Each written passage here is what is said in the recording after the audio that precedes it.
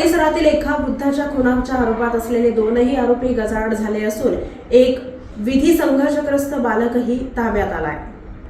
तमिळनाडू येथील कोइंबतूर जिल्ह्यातील पोदनूर येथून सोलापुरात आलेल्या कृष्णप्रसाद व्ही वय 63 यांचा एसटी स्टँडवर खून झाला। 10 जून रोजी मध्यरात्री 3च्या सुमारास ही घटना घडली।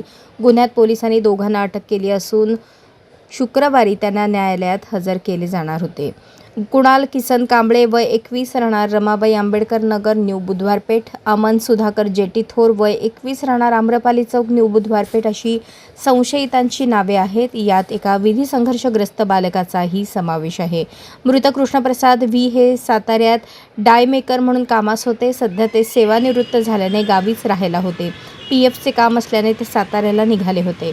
हैदराबाद येथे सासरवाडीला राहून रात्री एसटी बसने सोलापूर मार्गे साताऱ्याला निघाले होते। पहाटे 2:30च्या सुमारास त्यांची बस सोलापूर स्थानकावर आली। बार्शीकडे जाणाऱ्या बस गाड्यात ज्या ठिकाणी थांबतात तेथून ते लघुशंकेसाठी गेले। त्यावेळी तिघांनी त्यांचा पाठलाग केला आणि त्या तिघांची कृष्णप्रसाद यांच्यासोबत झटापट झाली। पैसे लुटण्याच्या उद्देशाने त्या तिघांनी कृष्णप्रसाद यांच्याशी झटापट केली।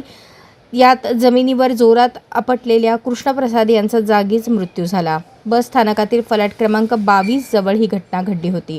फौजदार चावडी पोलिसांनी त्यांना बेशुद्धावस्थेत सिव्हिल हॉस्पिटलमध्ये दाखल केले, परंतु त्यांचा उपचारापूर्वीच मृत्यू झाल्याचे डॉक्टरांनी घोषित केले। या प्रकरणात मयताची मुलगी प्रकृती कृष्णप्रसाद यांनी फौजदार चावडी पोलिसात फिर्याद दिली आहे। त्यावरून तिघांविरुद्ध खुनाचा गुन्हा दाखल करण्यात आला आहे। वरिष्ठ पोलीस निरीक्षक महादेव राऊत पुढील तपास करत आहेत। मध्यरात्री 2च्या सुमारास कुणाल, अमन आणि तो विधी संघर्षग्रस्त मुलगा बस स्थानकात आले होते। फलाट क्रमांक 22 जवळ ते बसले होते। हैदराबाद येथून आलेल्या बसमधून कृष्णप्रसाद उतरले आणि ते लघुशंकेसाठी गेले।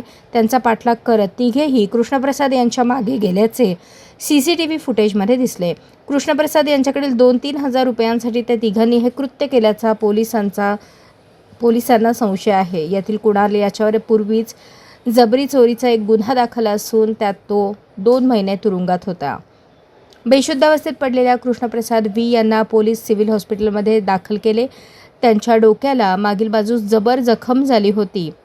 स्वतःहून पडलेल्या व्यक्तीला इतकी गंभीर दुखापत होत नसल्याने डॉक्टरांनी संशय व्यक्त केला आणि खुनाचा गुन्हा समोर आला। पोलिसांनी काही तासातच संशयितांना अटक केली।